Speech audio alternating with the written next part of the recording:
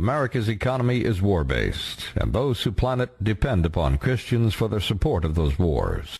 Christian Zionists, by whatever name, are the primary enablers of our serial wars, of the sanctions against other states, and of the occasional occupations of Islamic states and acts of war against other countries. Why do Christians support war when Jesus demanded peace? Because they have been conditioned to think Islam is anathema to them. Celebrity Christian Zionist leaders allow themselves to be used as propagandists against Islamic governments, including Iraq, Palestine, Afghanistan, Somalia, Bosnia, Iran, Sudan, and more. Our purpose is to explain why and how this has been done, and what can be done to change it, because it can be changed. Wars are an official economic policy of our government, which is why we have so many. Wars give governments many advantages for controlling people, but only Christian Zionists believe that war is an integral and necessary part of their religion. This is unchristlike, in error, and conflicts have become perpetual because of it. Christian Zionists, by whatever name, are the only remaining sizable faction that supports wars in places like Iraq. Therefore, responsibility for the economic and social disaster that we now see, including the rising energy and food costs, is largely theirs. As such, Christian Zionists are the darlings of presidential candidates, and sad to say, the seeds of their own destruction. We find them among our friends, families, and associates. Because they are among our best allies, our bosses, even our wives and children, we cannot just turn our backs on them or despise and ridicule them. We need to learn to deal with Christian Zionists. This looks much easier when we understand that Christian Zionism is a promoted religion that makes little sense on its own. It is not believed because it is logical. Endless wars always result in the destruction of the morality and the currency of the aggressor nation. This has happened throughout history, including Great Britain. High-priced gasoline and unaffordable fuels can be accurately laid at the feet of all those who wage and support serial wars. Oil was $27 a barrel before the war in Iraq started. Today it's $86 a barrel. Gas at the pump was $1.76 per gallon before the war in Iraq. Today it's $3.02. Christian Zionists can easily be swayed to support war, so long as they believe that Muslims are on the receiving end of our bombs and bullets, and the state of Israel is the beneficiary. We're in no way excusing Jewish war-making Zionists or cowardly congressmen for their role in all this, but for every Jewish Zionist in America, there are 10 or 20 Christian Zionists doing their work for them. Christian Zionists have turned their backs on Jesus' words, "Blessed are the peacemakers, and love even your enemy as you love yourself." This is Christianity. Anyone who claims that they follow Christ and fails to stand for justice and protection of the innocent will definitely have some explaining to do. Christianity, as you find in the Christian Bible, which is this, the Christian New Testament, only a few pages long, can be read in a very short period of time. Quite a bit of his repetitious stories that are told over and over again.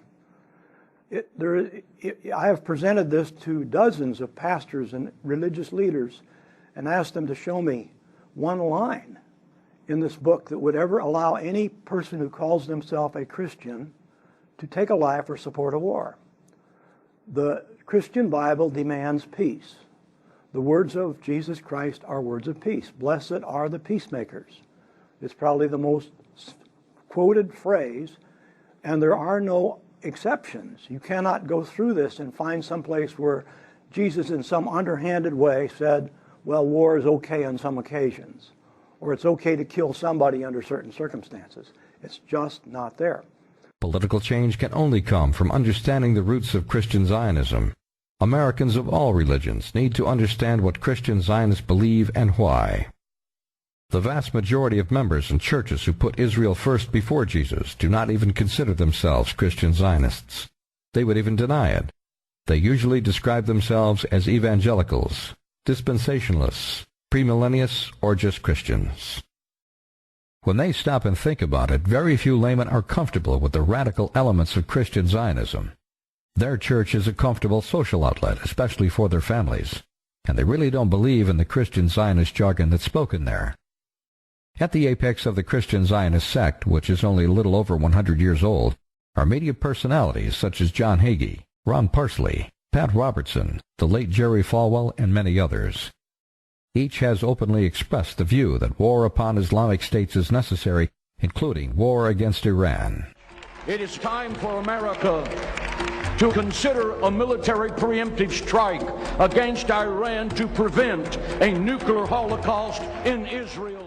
Christian Zionism is the only religion that has war as one of its principles, where the people who follow it actually are expected to accept war, where they feel that war is necessary to the carrying out of their religious end, where their view of paradise, where their view of heaven is actually involved in war. No other religion that I know of is anything like that. And Christianity itself, based fundamental Christianity, 2,000 years old, has nothing to do with Christian Zionism, 100 or 150 years old. How does one tell who is a Christian Zionist? We have a question litmus test. It's non-invasive and usually welcomed.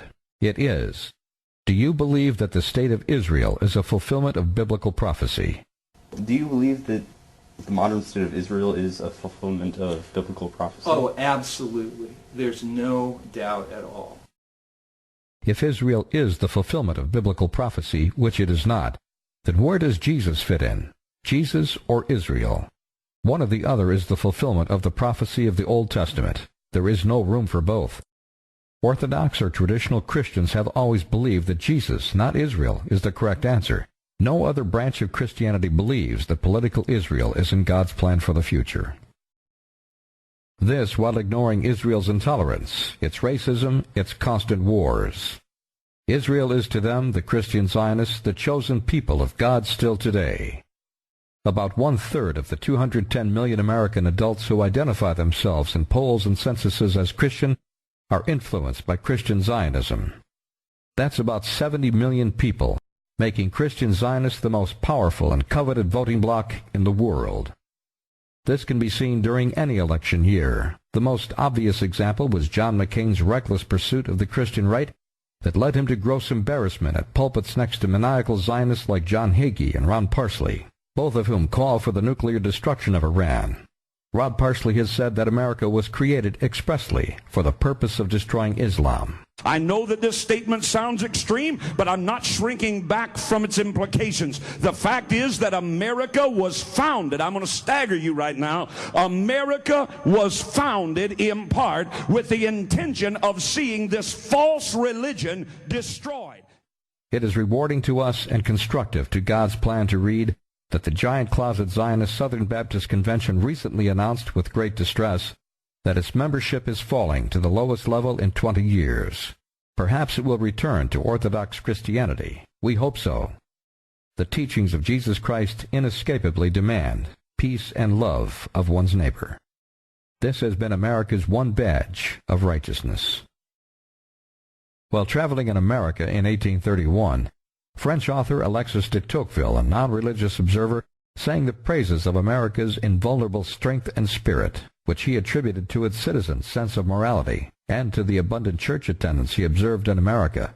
De Tocqueville wrote, "America is great because she is good, and if America ever ceases to be good, she will cease to be great."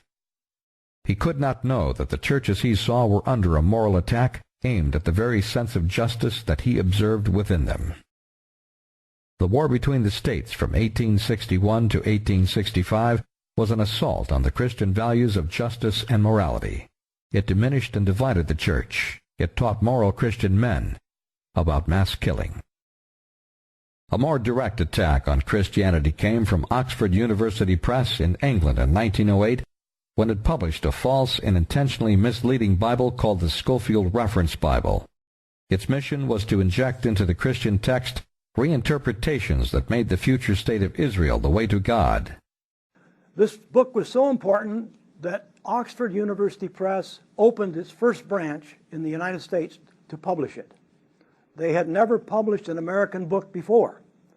They had not published Whittier's books, his poetry. They had not published Longfellow. They had not published any of our great American authors, but they published this. The Oxford University Press published the Scofield book. They promoted it into key American seminaries and Bible schools where the beliefs of future generations of pastors could be molded to cloud the peacemaking traditions of Christianity and benefit the state of Israel. Most pastors and teachers were unaware of any danger, since there was no state of Israel at the time. Most of them did not even know the Jewish state was being planned. Few guessed that the Scofield book would be used by secular powers to bend Christians into political and financial servitude to the Jewish state, present-day Israel. American Christianity became increasingly Zionized after 1948, when the State of Israel appeared as a result of a United Nations edict. Oxford University Press was strongly Zionist-influenced, and it provided a huge financial and promotional boost when it opened a publishing branch in New York City. This for the purpose of publishing the Christian Zionist Manual in 1908, called the Scofield Reference Bible. This book was to be a foundational document upon which Christian Zionism, by a host of other names including evangelicalism, would begin its methodical growth by deception. The founders of World Zionism, especially Chaim Weizmann, successor to Theodor Herzl, had much to do with drawing the United States into World War I. A mere handful of dominant American Zionists were able to influence President Wilson, possibly by blackmail, to join the war in Europe over his advisors' objections. America lost over 100,000 men who were entirely innocent of any involvement in European politics, and out of all this, the World Zionist movement gained a piece of land called Palestine. The land of the Philistine was England's payoff to World Zionism for causing America to enter World War I on the side of Great Britain, which was losing the war to Germany. By 1917, the World Zionist movement was in high gear toward occupying Arab Palestine after the Balfour Declaration gave them a claim, without title, to any land occupied by the Palestinians. The Scofield Reference Bible was copyrighted in 1909. It is an Old and New Testament with most of the notes in the original text added in the Old Testament. Later, many notes were added to the New Testament as the Scofield Reference Bible was re-edited several times, with the most radical change being made in 1967. The book has been updated over and over again, each time by Oxford University Press, always having Mr. Scofield's name on the front of it. In fact, he's listed as the editor in the most recent edition, even though he's been dead for about 40 years. The cover shows the editor, Cyrus I. Scofield, with 7 other men on the editorial board. One of these was Reverend James M. Gray, president of the Moody Bible Institute, one of the most influential organizations in evangelical circles of the day. There were also 2 other seminary leaders on the editorial board. Those lending their names were predominantly heads of seminaries and Christian colleges. What happened is the distribution took place through these seminaries.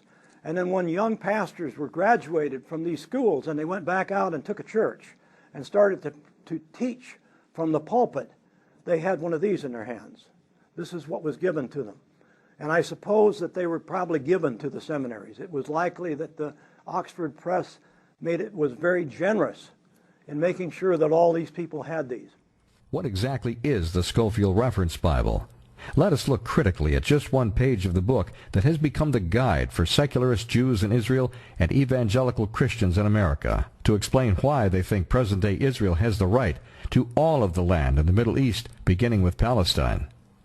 Genesis 12:3 is part of the Torah and is quoted in the Quran. These 3 verses are standard in the King James translation and very similar in other Bibles.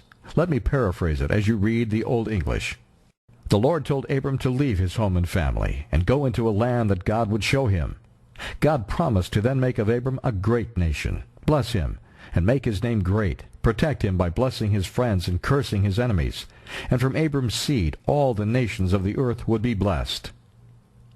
Now for the part that is important to traditional Christians. I quote, "In these shall all the families of the earth be blessed." Christianity has for 2,000 years taken this to be the first notice from God of the coming Savior of mankind. Genesis 12:3 is the earliest covenant that God made to Abram, and it is the one used by Israelis and Christian Zionists to justify the idea that the entire Middle East should be Israeli property. I quote, "Get thee out of thy country, and from thy kindred, and from thy father's house, into a land that I will show thee." Zionists of all races interpret the phrase "into a land that I will show thee" as a perpetual land grant to present-day Israel. Now we will examine the most effective corrupter of Scripture in history, one Cyrus I. Scofield, a 19th century American. Note on page 19 that the footnotes dwarf the text.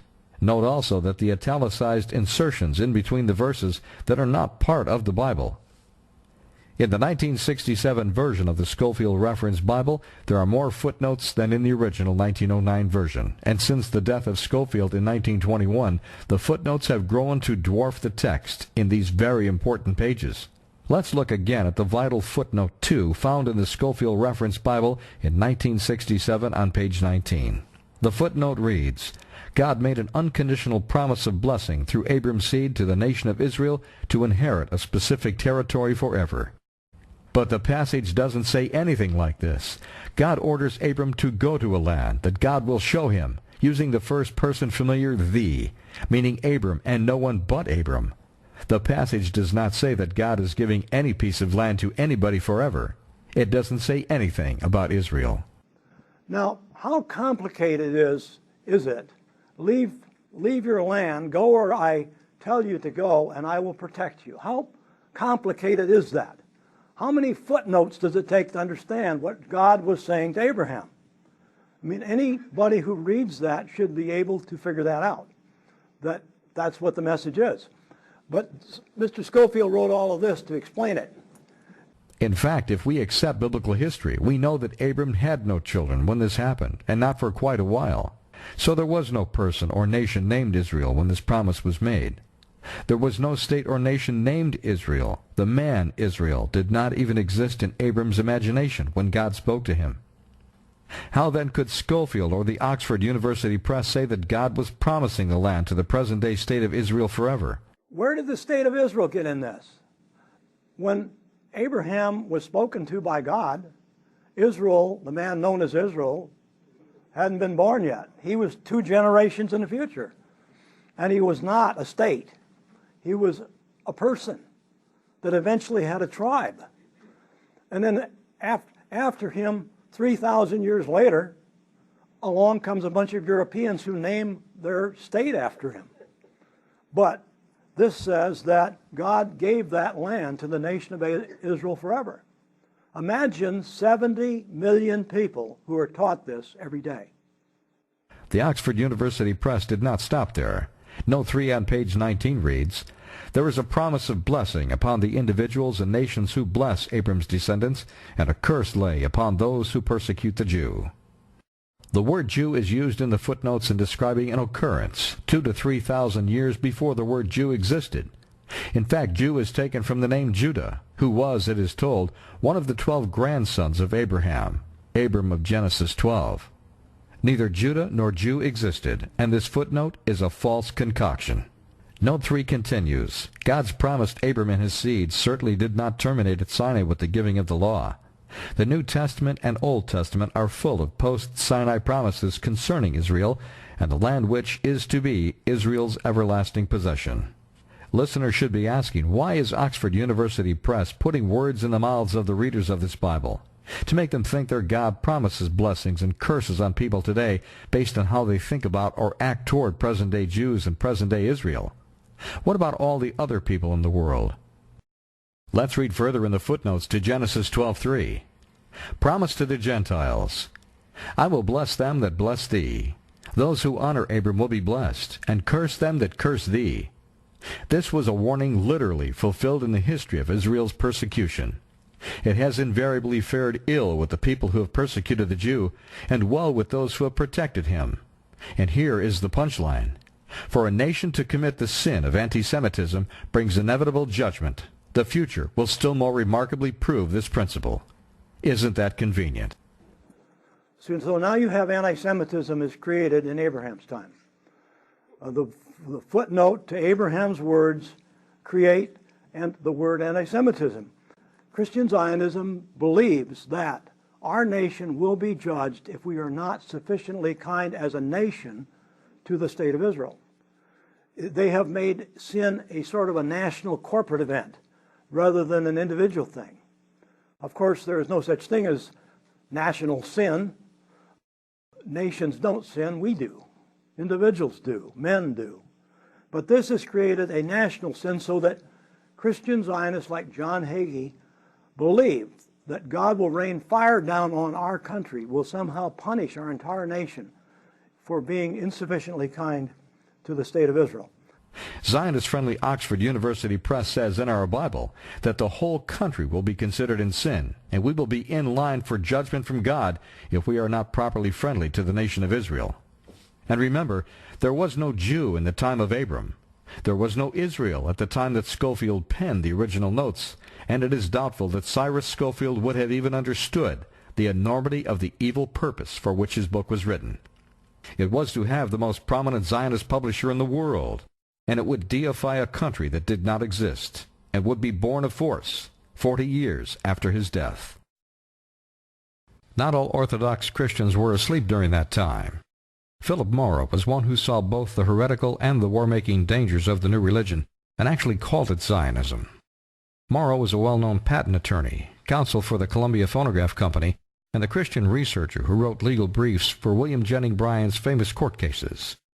In his 1927 book entitled Gospel of the Kingdom, with an examination of modern dispensationalism, Philip Morrow wrote, "Through an incident of recent occurrence, I was made aware of the extent, far greater than I imagined, to which the modern system of dispensationalism has found acceptance among Orthodox Christians, and also the extent correspondingly great to which the recently published Scofield Bible, which is the main vehicle of the new system of doctrine referred to, has usurped the place of authority that belonged to God's Bible alone."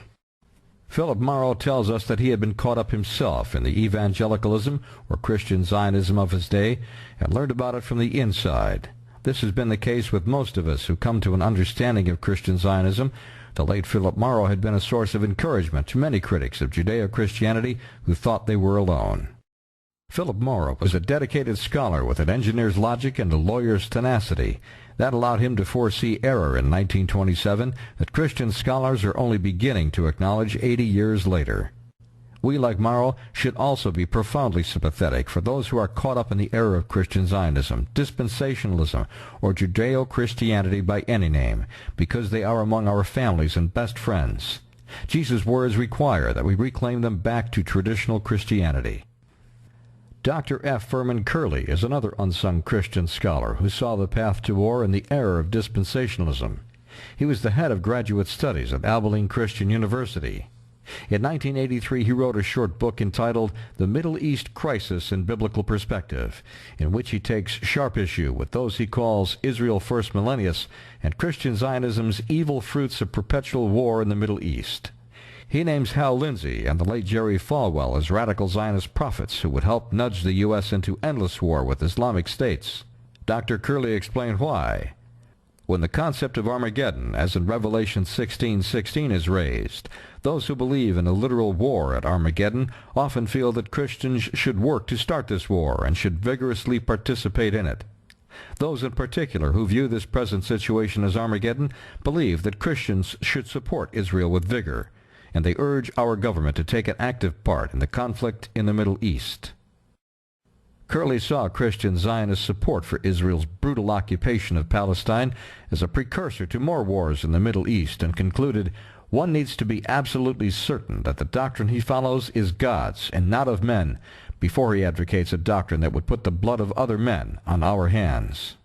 He explains the neo-Christian love affair with war as a religious fixation, stating, whereas Christians must pray for peace in the Middle East, premillennialists must pray and work for World War III so Armageddon will come.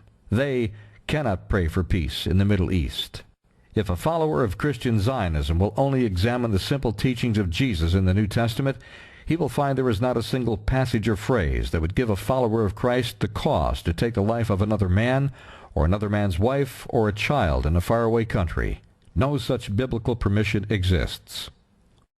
This missile raid took place over Gaza City, and I was staying in a building that was owned by the Southern Baptist Convention, and they'd had it from there from the time that they actually had missions in Gaza City. They still owned the building. Probably nobody to sell it to. You probably can't sell buildings there very easily.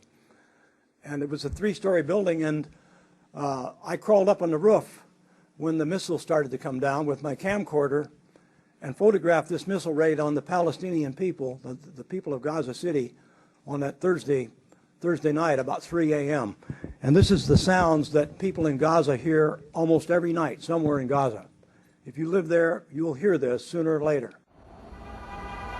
And if you hear that in the distance, that's a bomb. But that's about the fourth explosion. Last night, large numbers of people killed. Now I hear the ambulances running.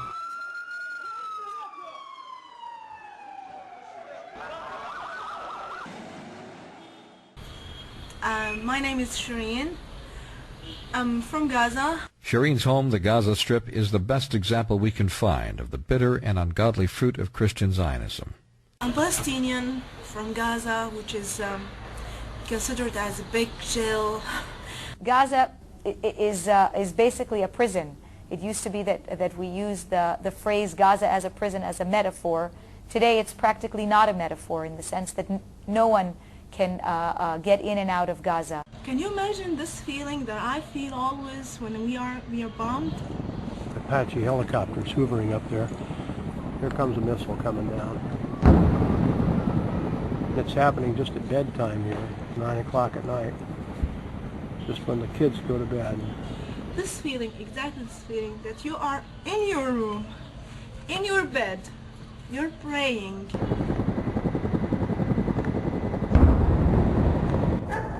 Here we are again. The chopper's very close this time. He's up there terrorizing people, shooting from right behind us. There's another bomb.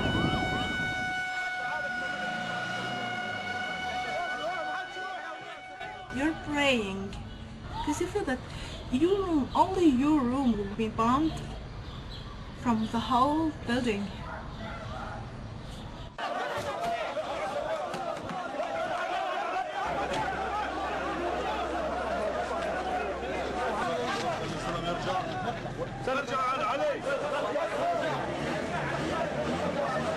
Here comes another one fired from a much lower angle right off to my left. They're coming right down across the town.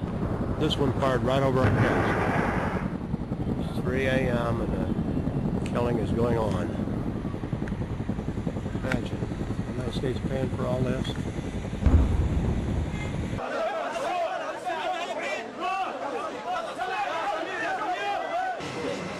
بس في واحد وين الاثنين يا جماعه شو ده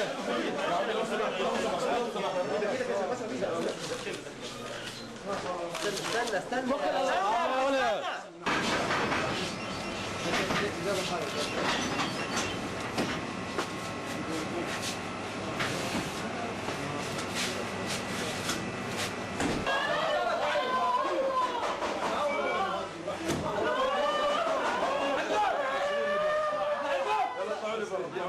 You didn't have him, you didn't have her, you have a news saying that go to the hospital because he's there, he's dead, he's in the fridge.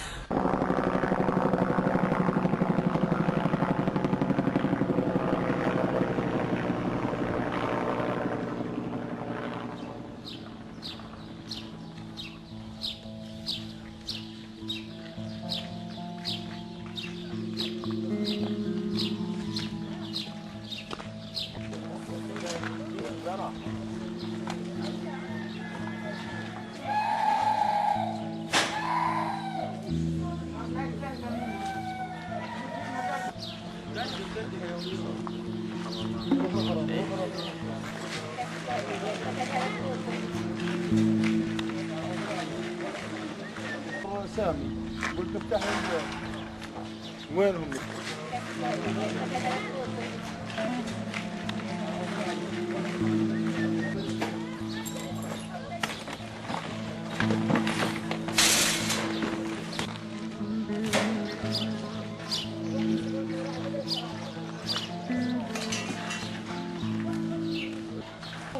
You have witnessed a killing air raid, and you have heard Shireen tell us of her prayers that the next Israeli bomb will not hit her bedroom. The occupation and bombing of 1.5 million Gazans like Shireen would end overnight were it not for the enabling support of well-intended and otherwise decent Americans who do not know what act they support. This film is dedicated to Shireen from Gaza and others, some Arab followers of Christ and some Muslims who aided in the making of this film. Shireen asked Charles could he fix this. He couldn't tell her that he could fix it, but We Hold These Truths is dedicated to keeping that promise to try and not to quit trying. We implore you to show this film to every mainline pastor. Traditional and Orthodox Christian churches do not believe that God ordained the state of Israel, so they will listen. They need to go further in understanding the roots of Christian Zionism so they can take their part in recovering America for God.